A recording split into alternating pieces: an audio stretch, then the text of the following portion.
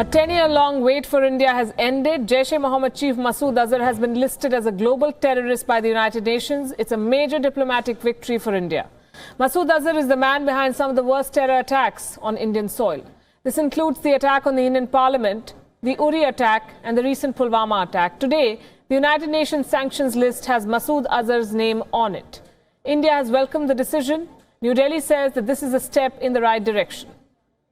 I can confirm to you, just a short while ago, the chairperson of the UN Sanctions Committee, the permanent representative of Indonesia, has informed us that Masood Azhar stands designated as an individual who has been promoting terrorism globally. I'm grateful to the many countries who were supportive of this effort. The designating states, that is USA, UK and France.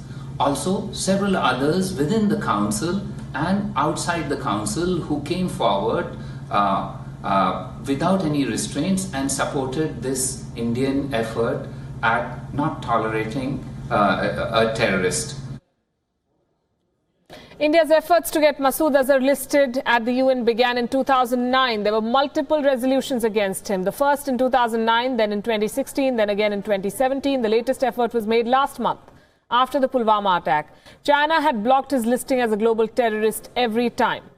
The official term they use is a technical hold. Today, China has lifted that technical hold. The pressure on Beijing has been immense. Last month, the US, the UK and France had pushed a fresh proposal to designate Masood Azhar. This was within days of the Pulwama attack. Every country that is part of the Security Council supported this move except China. But today, it did not raise any objections. Masood Azhar is now a terrorist in the eyes and in the record books of the United Nations.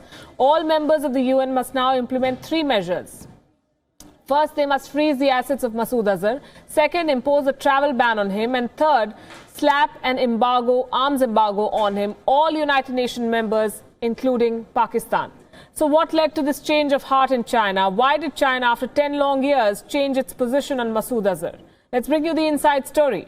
The key to this success is diplomacy and persistence. It took some intense diplomatic negotiation on India's part to push this through. Last week, Foreign Secretary Vijay Gokhale had travelled to China. He is said to have given more evidence against Jaish-e-Mohammed.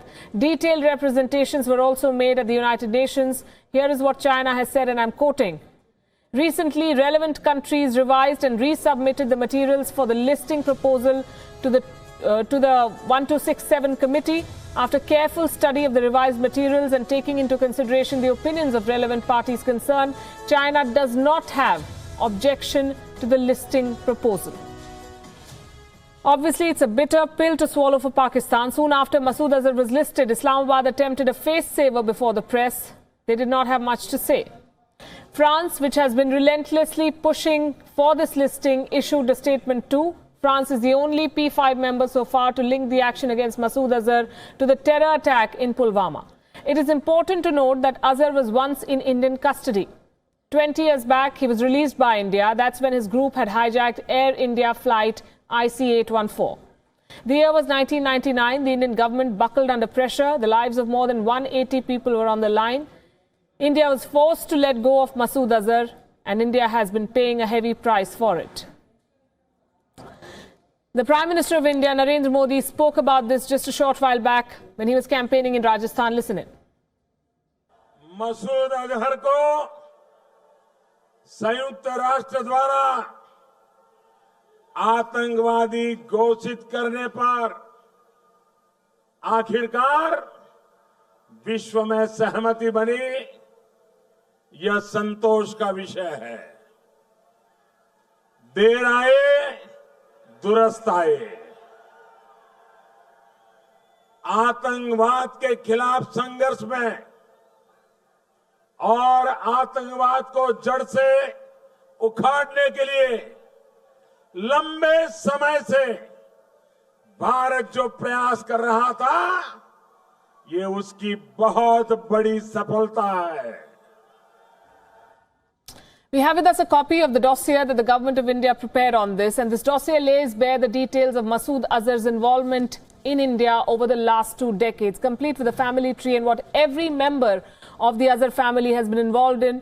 They've called Jaish-e-Mohammed a family enterprise. A relevant portion of the dossier reads, and I quote, Masood Azhar has intensified his terrorist operations against the Indian government, security forces and civilians, predominantly in Jammu and Kashmir. He's also broadened the Jaish-e-Mohammed's operational focus by joining the Afghan Taliban in attacks against the government and coalition forces in Afghanistan.